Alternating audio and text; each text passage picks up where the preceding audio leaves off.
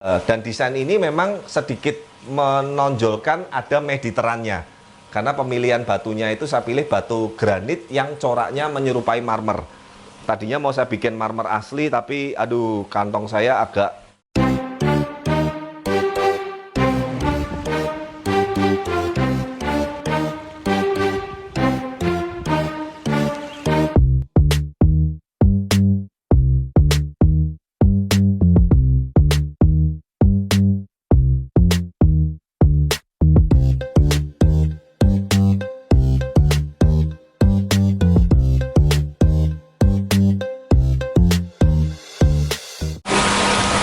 Oke, selamat malam teman-teman. Nah, ini sekarang kita sudah di tahapan running air pertama kolam minimalis yang kita bangun di Blaze Koi Center yang fasilitas kedua.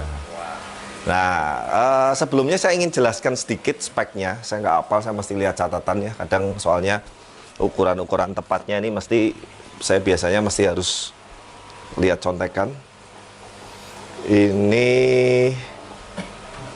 kolam ini panjangnya ini 5,2 ya, kemudian lebarnya kolamnya doang ini 2,5 ya. Nah, kemudian kedalaman airnya yang di kolam ini cuma 0,7, pendek nih, 70 cm ya, 70 cm-an.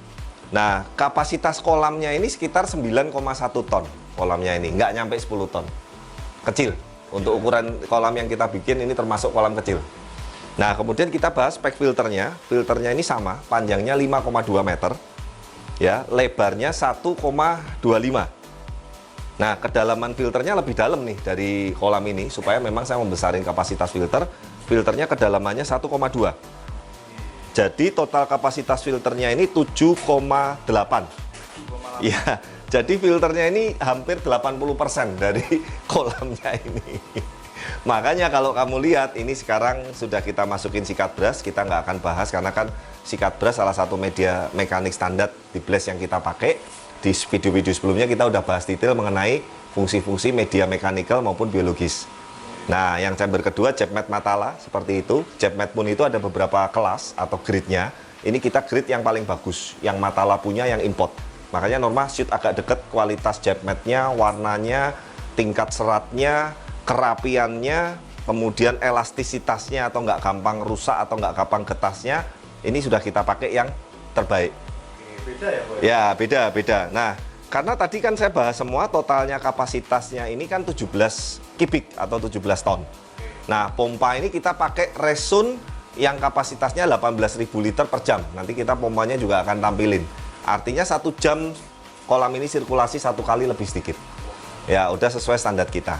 Nah, jadi ini dari spek kolam dulu. Nah, yang saya mau bahas, banyak yang bertanya-tanya, Pak, kenapa kok bikin kolam kok dangkal, gitu kan? Banyak sekali kan orang-orang yang beranggapan bahwa salah satu yang membuat koi bisa jumbo bagus itu kolamnya harus dalam. Nah, saya cuma mau sedikit sharing dan edukasi bahwa sebetulnya masalah kedalaman kolam ini bukan faktor utama dalam kita mengkeeping ikan koi. Tapi memang kalau kolam ini lebih dalam, untuk growth koi makin bagus.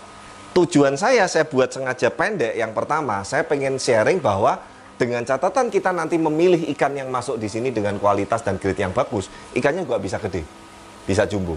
Nah, tapi saya juga mau ngomong, mungkin persepsi jumbonya kita harus samakan. Ada orang yang ngomong ikan 60 cm itu udah jumbo. Ada yang ngomong jumbo itu di atas 70. Ada yang nganggap jumbo itu 1 meter baru jumbo. Nah, buat saya ikan 60 cm aja itu udah gede, udah jumbo. Ya, dan saya pun kalau di kolam ini ikannya lebih gede dari 60 cm, malah kasihan. Karena kolam saya sadar, kolam saya nggak terlalu gede gitu loh. Cuman yang saya mau tunjukkan ke teman-teman dan nanti sharingkan, bahwa dengan ukuran ikan yang mungkin tidak terlalu gede, tapi pembuatan kolamnya ini kita desain yang maksimal, kita desain yang bagus, filter dan lain-lain kita maksimalin, desain estetika kita maksimalin, pemilihan ikan kita pilih yang bagus, kolam ini akan sangat indah sekali. Padahal ini cuma kedalaman 0,7. Oke, Ya, 70 cm. Tuh sepetisnya Aan cuma naik sedikit. Ya, itu host kita tuh, sapa dulu. Tuh. Nah, memang Aan ini yang salah satu membantu saya utama di finishing kolam ini. Beberapa kontur-kontur estetika dan lain-lain ini banyak saya diskusi dengan Aan. Dan ide dari Aan juga, kemarin termasuk bentuk air terjun ini nanti kita akan bahas. Ini salah satu air terjun dengan konsep minimalis dan millennium modern yang saya buat sengaja tidak terlalu banyak tekak-tekuk atau ornamennya, tapi dilihat bisa mewah. Ya, jadi spek kolam sudah kita bahas, spek filter sudah kita bahas. Kemudian kenapa saya buat kolam ini cuma 70 cm? Pertama tadi saya pengen menunjukkan bahwa kolam yang pendek pun itu hasilnya bisa maksimal asal dengan kita konsep kolam dan pemilihan ikannya yang benar. Nah, yang kedua poinnya, kenapa saya buat pendek? Karena ini ketemu sapi tank. Oke. Nah, jadi nanti buat teman-teman atau koi lover yang pengen bangun kolam tapi ada sapi tank atau kolamnya nggak bisa terlalu dalam, atau bahkan mungkin takut anaknya kecemplung kalau terlalu dalam, jangan khawatir, kita bisa desainkan yang bagus, yang maksimal juga. Ya, nah kemudian saya akan bahas ini. Norma, yuk kita ke sini yuk. Nah, oke. Mas Aan, bisa tolong caranya nyalain water spray-nya yang mana ya?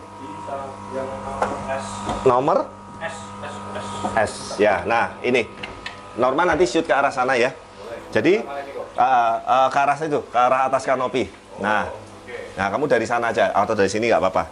Yang tulisannya S. Nah, ini adalah water spray yang saya tujuannya itu yang pertama ini satu untuk nyiramin bonsai-bonsai ini supaya kita nggak repot. Nggak bayangin ini kan karena belum ada ikannya ya, belum ada ikannya dan ini masih bilas awal, jadi pakai air perumahan, air sumur ini kayaknya. Jadi mau nyemplung, mau berenang, mau ngobok-ngobok nggak masalah. Tapi kalau sudah di running air gunung, sudah masuk bakteri starter, sudah dikasih clay, ya jangan dong, jangan diginiin. Nah, tapi kalau kita mau nyemprot harus nyemplung, harus apa kan repot. Nah, yuk kita cek, kamu shoot di atasnya Aan, saya tunjukin yang namanya water spray. Ces. Nih, keren ya. Nah, ini salah satu tujuannya tuh bisa mandi, Aan, ya, sejuk. Jadi gini, teman-teman, saya sedikit sharing edukasi ya. Kolam ini sebetulnya semi outdoor, tapi karena saya kasih kanopi otomatis yang bisa buka tutup dengan remote, jadi ini sebetulnya masuk indoor juga. Nah, spray ini salah satunya, kamu kerasa adem nggak?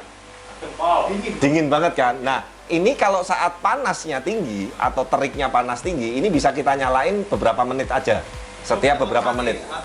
Sebetulnya nggak otomatis yang ibaratnya 100%, tapi maksudnya itu intinya kita bisa pakai atau nyalakan ini sesuai kebutuhan. Gitu. Nah, itu fungsi yang pertama, menurunkan suhu. Nah, fungsi yang kedua bisa juga untuk menyirami tanaman bonsai. Nah, jadi otomatis. Nah, yang ketiga untuk kita yang nongkrong di sini kalau kepanasan siang, kita bisa ngadem juga. Wah, gitu, 3-in-1 fungsinya ya. Nah, nanti biar terpasang semua dulu. Bonsainya kan ini kita lagi kasih mousse atau lumut. Nah, salah satunya lumut atau mousse itu tidak boleh terlalu terik atau terlalu panas. Makanya butuh air dalam jumlah tertentu, makanya tadi kita kasih yang namanya water spray. Ya, nanti buat teman-teman yang memang kepengen buat kolam koi dan kepengen ada water spray-nya, nanti kita bisa buatin juga. Tapi sorry ya, ngomong dulu, jangan nggak bikin kolam sama kita, minta dibuatin water spray-nya, saya angkat tangan juga gitu. Jadi ini memang kebetulan kalau pas kita bikinin kolam customer, ada yang mau request dikasih water spray, kita sekarang bisa settingin. Dan kita udah ketemu caranya nyusunnya itu, kamu lihat tuh, kelihatan nggak selang-selangnya tuh? Ya, tapi kamu lihat nggak rapi nggak kelihatan tuh? Tuh. Bahkan tadi kalau kamu nggak saya tunjukin nggak tahu kan di sana ada water spray-nya. Nah, di zoom agak deket tuh. Ya, kita samain juga warnanya dengan kanopi supaya ibaratnya orang nggak tahu kalau di situ ada selang. Nah, itulah yang salah satu memang saya tuh kalau selalu buat finishing kolam itu sebisa mungkin itu serapi mungkin. Nah, kita nanti akan demokan kalau sudah bongsainya terpasang semua, kita cut dulu, baru setelah ini kita bahas komponen-komponen lain dari kolam ini. Ya. Oke, nah ini sekarang kan mousse-nya untuk bongsainya udah ditanam semua sama Mas Aan. Salah satunya mousse itu butuh tingkat kelembapan atau air yang cukup. Kalau dia terlalu kering atau panas dia bisa mati. Makanya salah satunya spray ini selain tadi fungsinya menurunkan suhu area kolam, bisa untuk mengademkan kita yang nonton di sekitarnya juga. Yang ketiga bisa untuk menyirami bonsai yang di dekatnya ini secara otomatis. Yuk kita nyalain Mas Aan.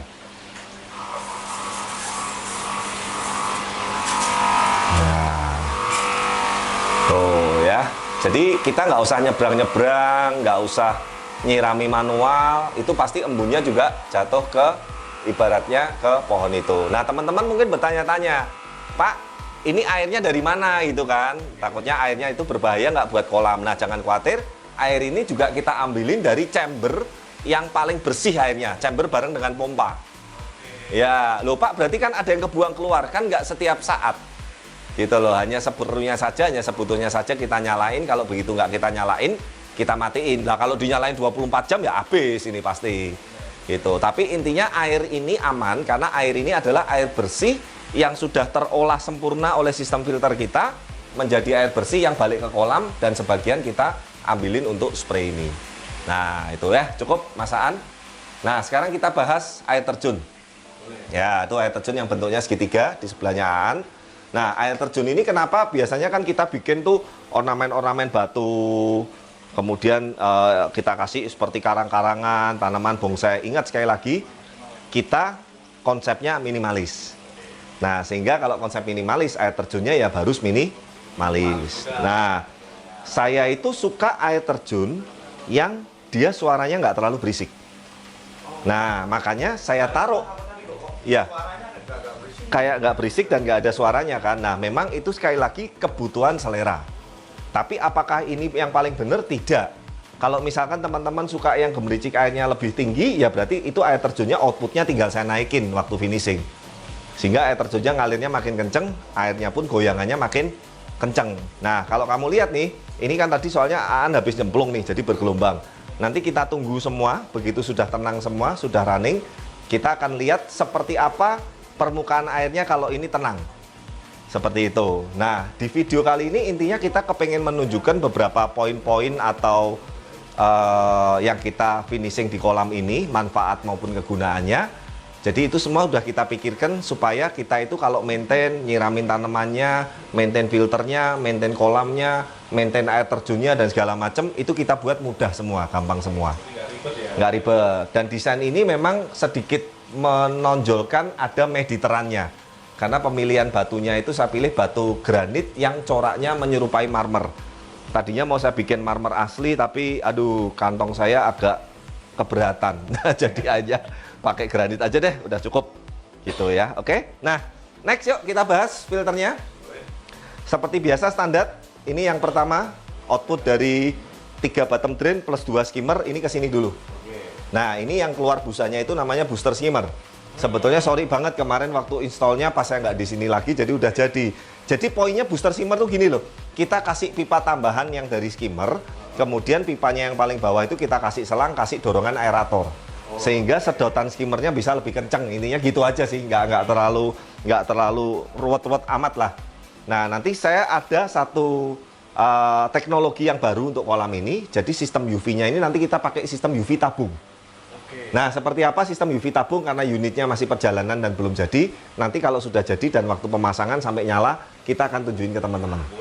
Nah, ini yang berbeda juga. Sebelumnya kolam-kolam kita nggak ada pakai UV tabung, UV celup semua. Sehingga kadang kalau kamu lihat dibuka filternya, kita ngelihat mata kan agak sakit tuh. Nah, kalau UV tabung, filter kamu mau buka-buka tutupnya segala macam aman karena ada tabungnya. Kelihatan nyala atau enggaknya itu cuma sinar kecil nanti panelnya. Nah, itu juga bagus sekali. Nah, media pertama standar jet mat, jet mat sikat brush. Media kedua jet mat. Nanti media ketiga dan keempat itu BioCube. Dan kemarin udah saya siapkan, barangnya udah nyampe Blok O karena cuman ini sudah kemalaman, kita mungkin installnya besok. Itu ya 20 dus. 20 dus kali 2,2 berarti sekitar 44 juta sendiri. Hanya 2 chamber, belum chamber yang lain. Nah, teman-teman hitung sendiri. Makanya nanti kalau ada yang bilang kok mahal, kok murah, ya monggo silahkan dinilai sendiri. Cuman intinya karena ini untuk saya pribadi, saya kepengen speknya filternya juga maksimal, airnya bisa maksimal, ikan-ikannya di sini maksimal. Ya saya putusin BioCube-nya saya pakai 20 dus. Kayaknya 20 dus ini bisa kurang. Kayaknya kurang Mas Ian, tapi yang minimal kita running dulu nanti 20 dus. Mungkin besok udah kita install. Terus apa lagi ya? Yang lainnya mungkin standar ya, kayak semacam ornamen tumbuh-tumbuhan di belakang itu supaya air hujan tempiasnya nggak terlalu banyak. Kalau kena sinar matahari dari belakang juga nggak terlalu banyak. Nah, kanopi. Oke, kanopi. Yuk kita coba kanopi, yuk kita cut dulu, ambil remote. Ya. Yuk. Ini gimana? Nah, ini sekarang kita akan nge-shoot kanopinya. Jadi kanopi ini saya bikin fleksibel, bisa tutup, bisa buka sesuai dengan kebutuhan. Kita tes dulu sekarang. Kanopi open. Ya, pakai perintah suara loh.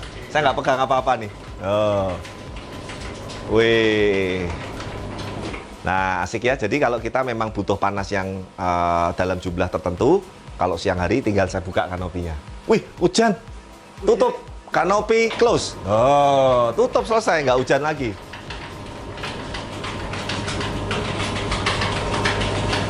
Oke, selesai. Nah, ini teman-teman yang saya bilang sebuah beberapa inovasi baru. Semoga juga teman-teman dan customer suka. Bagi nanti yang memang next membuat proyek kolam dengan kita, untuk kanopi sliding, untuk water spray, kemudian tadi ada teknologi baru UV tabung, booster skimmer yang mungkin di kolam-kolam sebelumnya belum ada, kita bisa buatin juga. Gitu. Intinya ke depan kita akan terus berinovasi dan bereksperimen, yang pasti tujuannya untuk memaksimalkan kolam-kolam dan koi kesayangan kita. Dan semoga nanti teman-teman atau koi lover atau customer pun ke depan ini bisa ibaratnya mendapatkan pelayanan dalam hal pembuatan kolam maupun koi yang kita berikan yang terbaik, seperti itu. Ya, mungkin cukup kali ini, satu video terakhir, running final plus masukin ikan. Ya, jadi ini dari video pertama, kedua yang kemarin tayang, ini ketiga berarti ini 4 part. Ya, 4 part sudah running. Ya, tapi memang pembuatan ini agak lama, normal ini 3 bulanan lebih nih. Ya, karena orangnya terbatas dan kita banyak tenaga, banyak di luar kota, di luar pulau. Jadi memang karena ini kebetulan kolam sendiri, yang sering komplain cuma istri saya aja sih. Oh, nggak selesai-selesai gitu. Ya, tapi ini akhirnya udah selesai, 3 bulanan. Thank you banget Aan, Debri, Mas Bambang, Norma juga, Mas Mus juga yang ini sudah pulang, yang sudah membantu saya dalam mewujudkan satu karya seni di kolam ini. Semoga nanti ke depan kita bisa menyajikan kreasi-kreasi, kreativitas-kreativitas lain yang tentunya berbeda dari kolam-kolam sebelumnya. Ya, terima kasih sekali lagi yang sudah menyimak. Jangan lupa dukung terus channel kami, like, comment, subscribe, dan sampai ketemu di video-video berikutnya. Bye-bye.